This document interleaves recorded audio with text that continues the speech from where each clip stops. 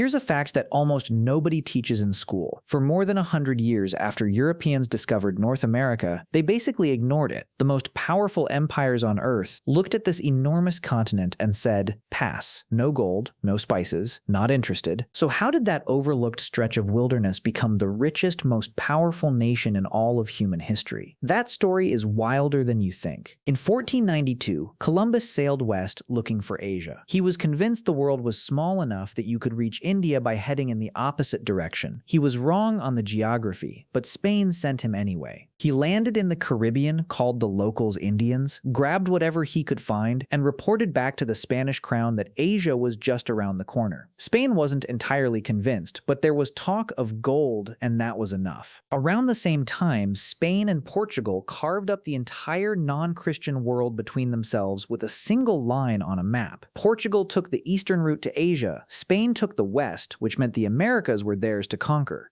And the most profitable parts of the Americas, with their silver mines and dense populations, were all in Central and South America. North America? Still nobody's priority. The English actually sent a ship to North America while Spain was still poking around the Caribbean, but then they waited nearly 100 years before doing anything about it. Their first serious attempt, Roanoke 1585, failed mysteriously. The entire colony vanished. Their second attempt at Jamestown in 1607 survived, barely. And then the Pilgrims arrived in 1620, fleeing religious persecution and determined to build something strict, devout, and deeply opposed to celebrating Christmas. But people kept coming. Within decades, the entire eastern coastline was dotted with British settlements. Meanwhile, France quietly claimed everything in the middle of the continent, an enormous territory called New France, and started building alliances with native tribes. By 1754, two empires were competing for North America, and the math wasn't close. New France had around 60,000 settlers. British America had over 1 million. Both sides recruited native tribes as allies. The result was the French and Indian War, which the British won decisively. The map got redrawn. France gave half of Louisiana to Spain before the war ended to keep it out of British hands. Then France surrendered Canada and the rest of Louisiana to Britain anyway. Britain now held most of North America, but the war had been expensive,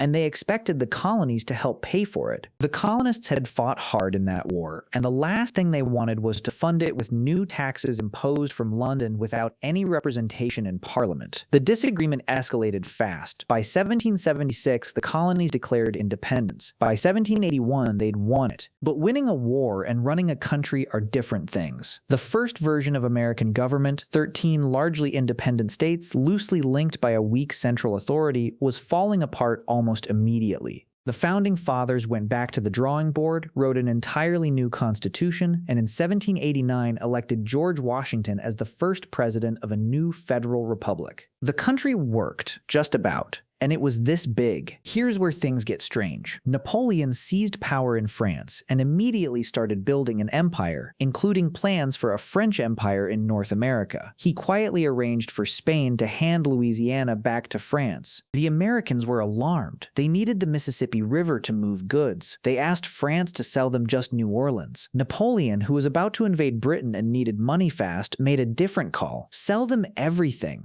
All of Louisiana. $15 million.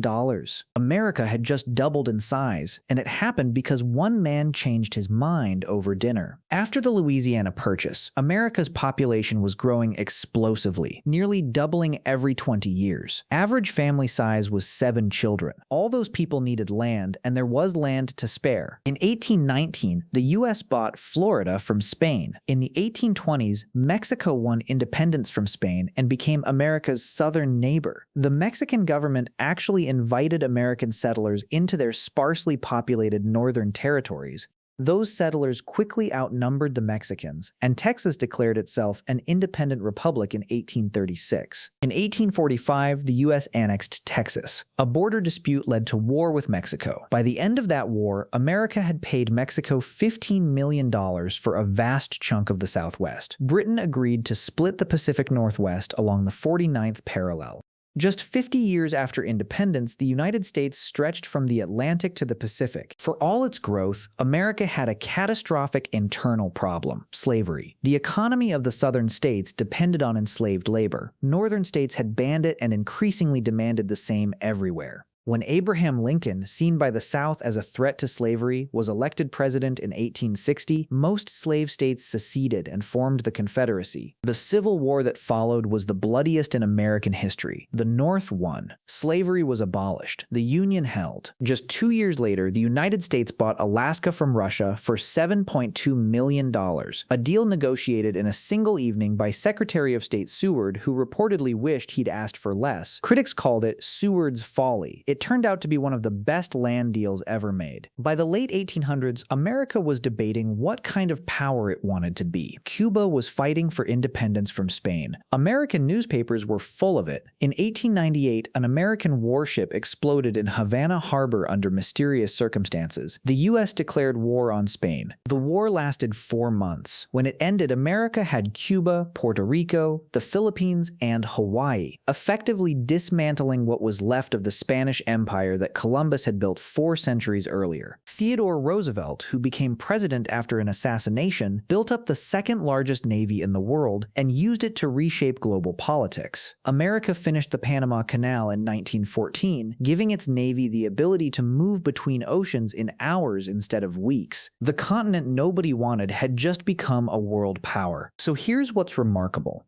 At almost no point in this story did anyone plan for America to become what it became. Columbus was looking for Asia. The Pilgrims were fleeing persecution. Napoleon sold Louisiana to fund an unrelated war. Settlers poured into Texas because Mexico invited them in. Alaska was negotiated in an evening. The Spanish-American War started because of a mysterious explosion. America wasn't built on a master plan. It was built on a series of accidents, opportunistic deals, demographic momentum, and moments where the right person made the right call at exactly the right time. The most powerful country in human history almost never happened, and that might be the most interesting thing about it. Like and subscribe for more videos.